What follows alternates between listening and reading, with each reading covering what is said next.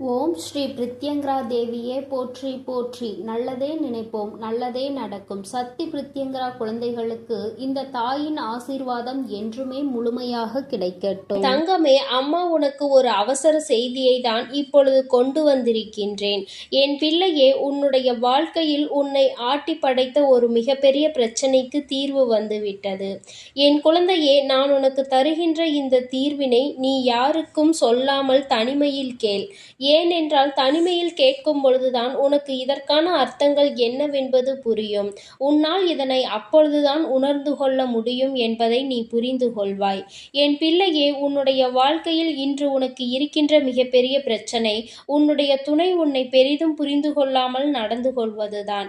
எவ்வளவுதான் உனக்கு பிடிக்காத விஷயமாக இருக்கிறது என்று எடுத்து சொன்னாலும் அந்த நொடி அதை சரி சரி என்று சொல்லிவிட்டு அடுத்தது அதற்கான வாய்ப்புகள் கிடைத்தால் மீண்டும் அதே தவறைதான் அவர்கள் செய்ய துணிகின்றார்கள்.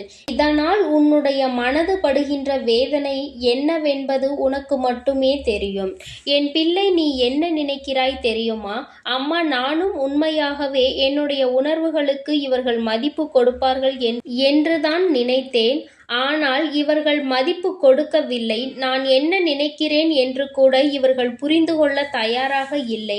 எப்பொழுதுமே அவர்களுக்கு எது சந்தோஷத்தை கொடுக்கின்றதோ, அவர்களுக்கு எது பிடிக்கின்றதோ அதையே தன்னுடைய வாழ்க்கையாக நினைத்து கொண்டு அதை செய்து கொண்டிருக்கிறார்கள்.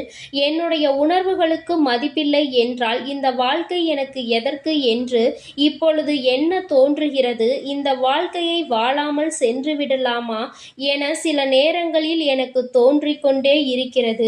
இப்பேற்பட்ட சூழ்நிலைகளில் பல நேரங்களில் நான் இந்த வாழ்க்கையை வெறுத்து விட்டேன்.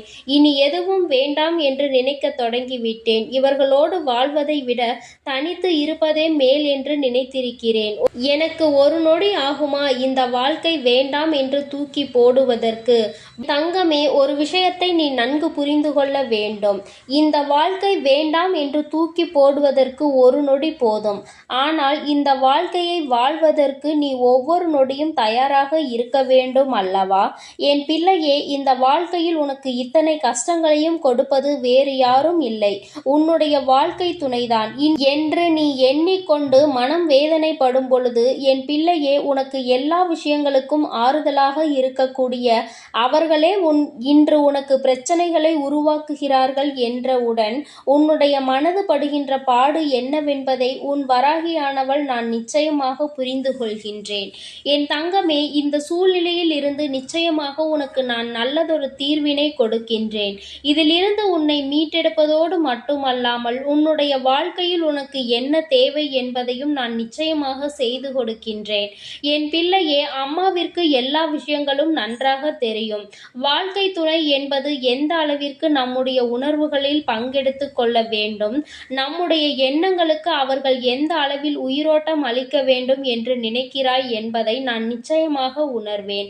என் பிள்ளையே, ஒரு விஷயம் என்னவென்றால், உன்னுடைய வாழ்க்கை துணையானது இப்படி உன்னுடைய மனதினை காயப்படுத்த வேண்டும் என்று நினைக்கவில்லை. அவர்கள் எதை தெரியுமா நீ செய்கின்ற தவறாக நினைக்கிறார்கள்? நாம் ஒரு தவறை செய்து விட்டோம், அதை அவர்கள் தெரிந்து கொண்டார்கள். நாம் மீண்டும் அந்த தவறை செய்ய மாட்டோம் என்று வாக்குறுதியும் கொடுத்தோம். ஆனால் நம்மை காண்கின்ற பொழுதெல்லாம், நம்மிடம் பேச வாய்ப்பு கிடைக்கும் பொழுதெல்லாம் தான் செய்த அந்த தவறை அவர்கள் சுட்டி காட்டுவதை தான் என்னால் ஏற்றுக்கொள்ள முடியவில்லை. அவர்கள் அப்படி செய்யும் பொழுது மீண்டும் மீண்டும் அந்த தவறை செய்ய வேண்டும் என்ற கோபம்தான் வருகிறது. அவர்களினுடைய உணர்வுகளை மதிக்க வேண்டும் என்று எந்த நேரத்திலும் உண்மையாக தோன்றவில்லை என்று உன்னுடைய துணையானது நினைக்கின்றார்கள். என் பிள்ளையே, இதுவும் நீ கவனிக்க வேண்டிய ஒரு முக்கியமான விஷயம்தான். ஏனென்றால் உனக்கு ஒரு பிரச்சனைகள் தொடர்ந்து வரும் பொழுது நீ எப்படி உன்னுடைய வாழ்க்கையில் மற்றவர்கள் நீ செய்த தவறை குத்தி பேசினால் உன்னுடைய மனது என்ன பாடுபடும் என்று நிச்சயமாக உணர்ந்திருப்பாய். அப்படி இருக்கும் பொழுது அவர்கள் அவர்களுக்கு மட்டும் நீ நியாயத்தை மாற்றி வழங்கக்கூடாது அல்லவா? உனக்கென்றால் வலிக்கும், அவர்களுக்கென்றால் வலிக்காது என்று நீ நினைத்துவிடக் கூடாது. என் பிள்ளையே, இது போன்ற அவர்களுக்கும் வலிக்கும் என்பதனை நீ சில விஷயங்களில் புரிந்து கொள்ள வேண்டும். சில நுணுக்கங்கள் அது தெரிந்தால் இந்த வாழ்க்கையில் கடைசி வரை சந்தோஷமாக செல்ல முடியும் என்பதை என் பிள்ளை நீ புரிந்து கொள்வாய். என் தங்கமே, உனக்கு உணர்வுகள் இருக்கிறது என்று நீ சொல்லும் பொழுது அவர்களுக்கும் உணர்வு இருக்கிறது என்பதை நீ புரிந்து கொண்டாயா?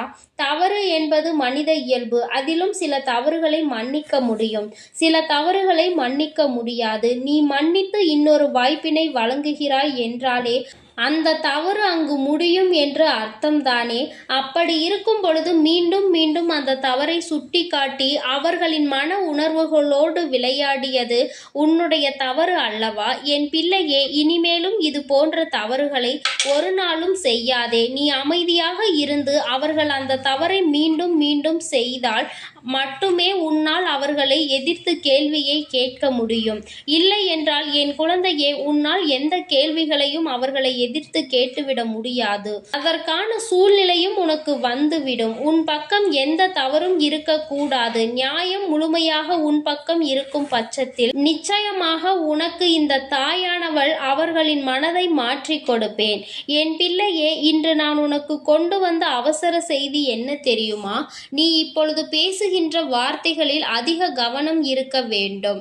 உன்னுடைய துணையோடு பேசும் பொழுது நீ எந்த அளவிற்கு கவனத்தோடு இருக்கின்றாயோ, அதாவது உன்னுடைய வார்த்தைகளை எப்பொழுதுமே நீ கவனத்தோடு உதிர்க்க வேண்டும். கவனம் இல்லாமல் உதிர்த்து விட்டால் மீண்டும் அள்ளிவிட முடியாது என்பதை நீ புரிந்து கொள்ள வேண்டும். என்ன பேசுகிறோம், யாரை பார்த்து பேசுகிறோம் என்பதில் முழு கவனம் இருக்க வேண்டும். என் பிள்ளையே, இனி ஒவ்வொரு நாளும் இந்த வாழ்க்கையில் நீ செய்ய நினைக்கின்ற சில விஷயங்களை பற்றி சிந்தித்து பார். நாம் இந்த வார்த்தையை பேசுகிறோமே, இதே வார்த்தையை நம்மை பார்த்து யாராவது பேசினால் அது எந்த விதத்தில் நமக்கு கடுமையாக இருக்கும் என்று நீ முதலில் யோசிக்க வேண்டும். என் குழந்தையே, இப்படி நீ ஒவ்வொரு நாளும் உன்னுடைய வாழ்க்கையில் செய்ய நினைக்கின்ற சில விஷயங்களினால் நீ உன்னுடைய துணையினிடம் தோற்றுத்தான் போய்கொண்டிருக்கின்றாய். நான் சொல்கின்ற விஷயங்கள் எல்லாம் உண்மையான அன்பினை கொண்டிருக்கின்ற ஒவ்வொரு துணையை பற்றியது மட்டுமே. மாறாக வேண்டும் என்றே வாழ்க்கை துணையை ஏமாற்றுபவர்கள், வேண்டும் என்றே இவர்களை காயப்படுத்த வேண்டும் என்று நினைப்பவர்களுக்கெல்லாம் இது பொருந்தாது.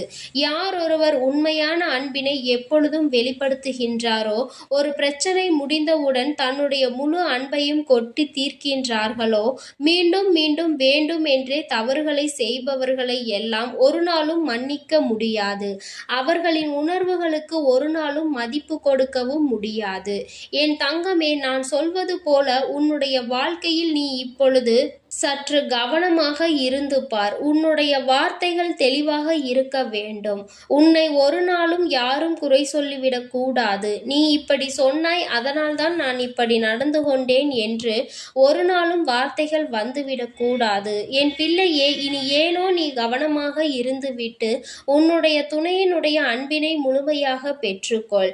உன்னுடைய அன்பு அவர்களை நிச்சயமாக மாற்றிவிடும். அவர்கள் செய்கின்ற தவறை செய்யக்கூடாது என்கின்ற உணர்வை அவர்களுக்கு கொடுத்து விடு. அதனால் என் பிள்ளையே, மனம் நிறைய வேதனைகளையும் சோதனைகளையும் நீ தாங்கிக் கொண்டு இருக்க வேண்டிய அவசியம் இல்லை. நீ நிச்சயமாக நல்ல நிலைக்கு அவர்களை கொண்டு வருவாய். என் தங்கமே, அதன் பிறகு என்றும் இந்த வாழ்க்கை உனக்கு சொந்தமானதாக மாறிவிடும். நிச்சயமாக உன்னுடைய வாழ்க்கையில் எப்பொழுதும் நீ சந்தோஷமாக இருப்பாய். எப்பேற்பட்ட கஷ்டங்கள் வந்தாலும் அதை தாண்டி நீ வெளியில் வந்து விடுவாய். வாழ்க்கையை இஷ்டப்பட்டு வாழ வேண்டும், கஷ்டப்பட்டு ஒரு நாளும் வாழ நினைக்காதே. நீ இப்படி இருந்து விட்டால் என்றுமே உனக்கு இந்த வாழ்க்கை சந்தோஷத்தை மட்டுமே கொடுக்கும் என்பதை நீ புரிந்து கொள்வாய். என் அன்பு குழந்தைக்கு இந்த சக்தி பிரித்யங்கராவின் அன்பும் ஆசீர்வாதமும் முழுவதுமாக கிடைக்கும். ஓம் ஸ்ரீ பிரித்யங்கரா தேவியே போற்றி போற்றி. ஓம் ஸ்ரீ பிரித்யங்கரா தேவியே போற்றி போற்றி.